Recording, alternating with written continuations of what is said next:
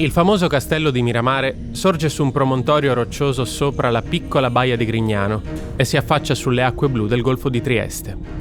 È un castello fiabesco, bianco e merlato, immerso in uno splendido parco circondato da piante, alberi e fiori provenienti da tutto il mondo, fatto erigere per un amore che finì tragicamente.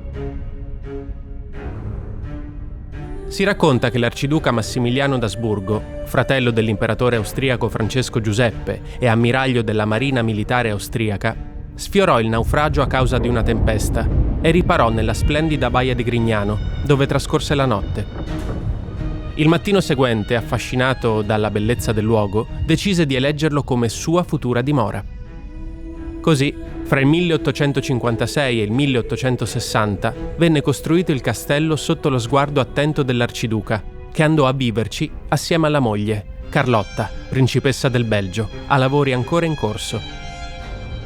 La posizione privilegiata, l'architettura da sogno dell'edificio e un parco di oltre 22 ettari resero idilliaca la permanenza della coppia, ma ben presto i toni divennero quelli di una fiaba nera, con il suo epilogo di morte e di follia. Nel 1864 Massimiliano accettò di diventare imperatore del Messico, ma il suo fragile regno fu di breve durata e terminò dopo solo 3 anni con la guerra di indipendenza repubblicana. L'imperatore decaduto fu fucilato a Santiago de Querétaro il 19 giugno del 1867 come monito per tutte le potenze straniere.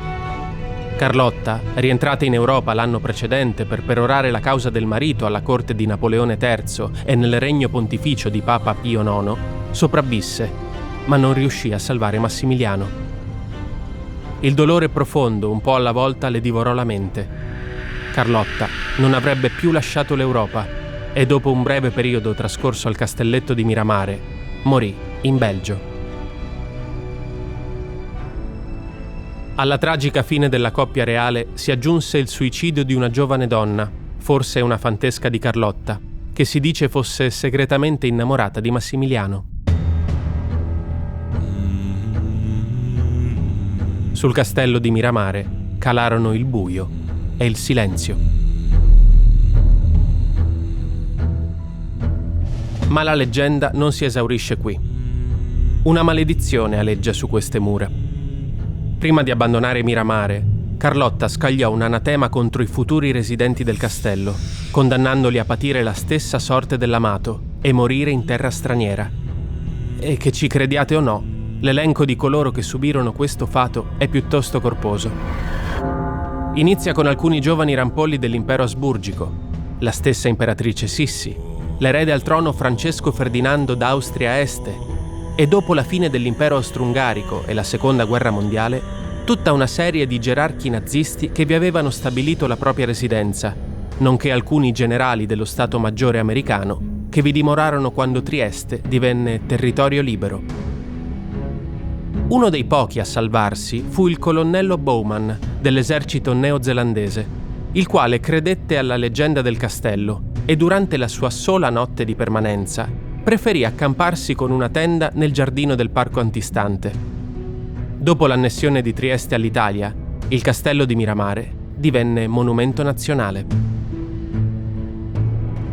Si dice che, morto il custode del castello negli anni 60, nessuno di coloro che ne presero il posto ebbe più il coraggio di compiere il giro di ronda notturna nei saloni, per paura di incappare nel fantasma dell'arciduca che ancora attraversa quelle stanze con la sua inappuntabile divisa. Altri invece sostengono di sentire inquietanti rumori provenire dai locali delle scuderie. E così le credenze popolari assegnarono anche al castello di Miramare la sua parte di mistero, eleggendolo come da tradizione a dimora di fantasmi tormentati dal rimpianto. Un principe e una fantesca nello stesso luogo, perché la grande livellatrice non fa distinzioni di ceto.